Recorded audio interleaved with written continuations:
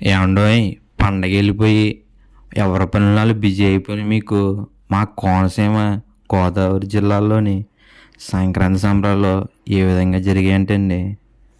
ఇతర రాష్ట్రాల నుంచి వచ్చిన వాళ్ళతోని ఊర్లన్నీ కలకల్లాడిపోయినాయండి. ఇక పండగ విషయానికి వస్తేనండి, మా మొదటి రోజు పండగ అండి. సాంప్రదాయబద్ధంగా ఉదయాన్నే లేచండి, నలుగు పిండితోటి తలారా స్నానం చేసండి, భోగి మంటలతోటి మొదటి పండుగ స్టార్ట్ చేసామండి. ఇక మా బుల్లబ్బాయి గడండి సంకలో కోడి పుంజు పట్టుకునండి పందానికి బయలుదేరాడండి. ఇక మా సీనిగాడేమోనండి గుండ్లాట్లో డబ్బులు పోగొట్టేసుకున్నాడండి, బెంగెట్టేసుకున్నాడండి. ఓ పాలు మీరు మాత్రం అలా చేయకుండా. ఇక రెండో రోజు సంక్రాంతి విషయానికి వస్తానండి. మా కుటుంబంలో అందరం కలిసండి పెద్దలకు భోజనాలు పెట్టుకునండి, పడవ పందాలు ముగ్గులు పోటీలతో తీసేసామండి. ఏండోయ్, ఇక మూడో రోజు కనుమ పండుగ విషయానికి వస్తానండి. ఎడ్ల పండుగ పూజ చేసుకునండి. ఇక మా జగ్గం తోటలోనండి ప్రభల జీతం జరుగుతుందండి. చూడ్డానికి రెండు కళ్ళు సరిపోవండి బాబు. ఏండోయ్, ఇక నైట్ విషయానికి వస్తానండి.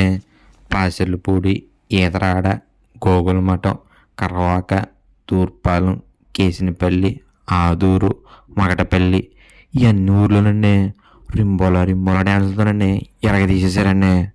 ఇక ఈ ఊర్లన్నీనండి కార్లు బండ్లతో ట్రాఫిక్ జామండి బాబు.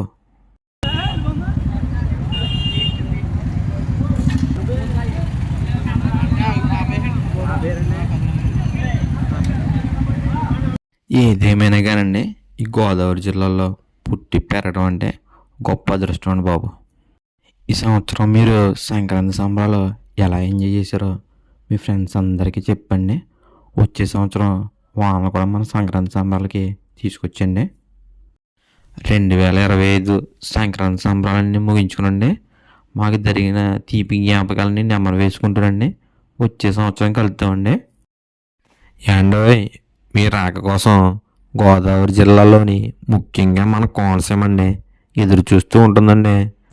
అలా కోనసీమలోనండి మీ తీపి జ్ఞాపకాలు, మధుర క్షణాలు మీ కామెంట్ రూపంలో తెలపండి.